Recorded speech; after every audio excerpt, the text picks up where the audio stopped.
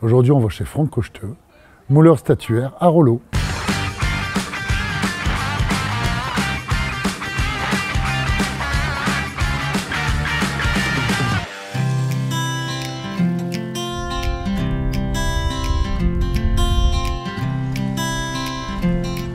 Bonjour, enchanté, Hervé Leroy. Franck Cocheteux, bienvenue dans mon atelier de moulage. On va vous faire visiter. Alors la première étape, c'est votre moule. Oui. Ce moule, c'est une reproduction, vous prenez sur quelque chose d'existant ou sur un plan? Pour que je puisse faire un moule, il faut que j'ai un support existant.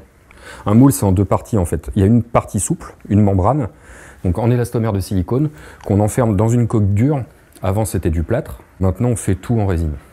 Par contre, la matière intérieure, quand vous faites le modèle, il est en plâtre. L'essentiel, la quasi-totalité de ce que je fais, oui, c'est en plâtre. Parce que c'est la matière traditionnelle. Le plâtre, le moulage, ça s'est toujours fait en plâtre. Le plâtre, c'est du calcaire concassé chauffé, et il y en a partout du calcaire. Moi, j'aimerais bien que vous nous faites montrer le démarrage et un produit fini. Eh ben, on est parti. Le rapport de gâchage, c'est 1 litre d'eau, 1 litre 4 de plâtre. C'est un métier très manuel. Ouais. La seule chose qu'on peut commencer à envisager de mécaniser, c'est avec l'imagerie 3D, justement, c'est la fabrication des coques. Qu'est-ce qui fait que ce soit si lisse que ça, quand vous démoulez? La qualité de la membrane et puis la qualité de l'application. Le silicone, il imprime absolument tout.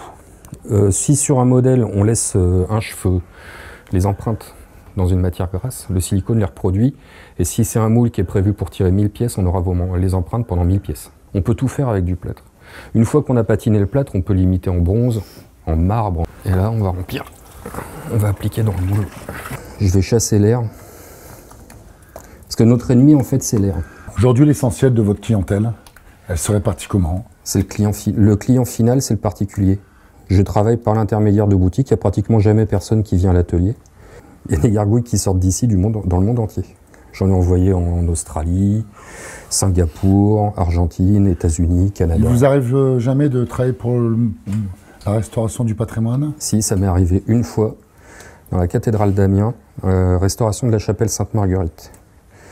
Et ça a été le plus beau jour de ma vie. C'est quelle étape, là, Franck? Là, j'ai posé la filasse sur mon plâtre encore tendre pour épaissir, alléger et durcir l'épreuve finale. Et on va faire un deuxième plâtre qui va nous permettre de terminer complètement la pièce. Comment vous avez découvert, Franck, ce métier? Ce métier, c'était mon grand-père qui le faisait. Et à un moment où moi, mes études ne me menaient plus tellement nulle part, mon père m'a dit que ça serait bien que j'essaye. Et j'ai essayé. Et ça fait 30 ans que je fais ça. C'est un métier, il faut être passionné, comme tous les métiers, je suppose. Ouais, c'est un métier. Oui, c'est ça votre moteur essentiel, la passion? Ouais. La vraie ambition, c'est que ce métier-là continue. Que ce soit grâce à moi ou que je fasse partie d'un schéma, pourquoi pas. J'aimerais bien. Alors là, on voit la première étape. Est-ce qu'on pourrait voir un démoulage? On va démouler Saint-Pierre. Là, on a rempli notre pièce, notre moule avec le plâtre. Combien de temps de séchage pour une pièce de cette... Au bout de 40 minutes, on peut démouler. On met les doigts dedans. Et on casse la tête. Et voilà, Saint-Pierre. Un moule comme celui-ci, comment on fait pour le fabriquer?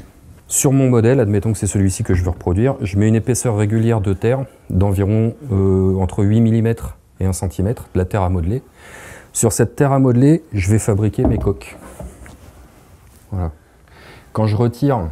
Il y a beaucoup de travail quand même, on se rend compte que là... Pour faire un moule, oui, c'est beaucoup de travail. Ouais. Une fois que j'ai fait mes deux coques, je retire mon épaisseur de terre, donc j'ai un jour entre mon modèle et ma coque. Et bien, ce jour, je le remplis avec du silicone. Vous pouvez démouler cette pièce. C'est tout simple, c'est très facile à démouler. Bon, moi je me permets, je démoule. C'est comme un gâteau. Hop.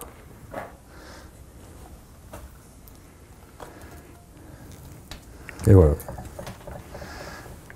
Ah, c'est sûr qu'elle n'allait pas me faire autre chose. Je ne sais pas pourquoi, mais... Là, on vient de voir la pièce finie, démoulée. Qu'est-ce qui vous reste encore à effectuer, Franck, comme travail?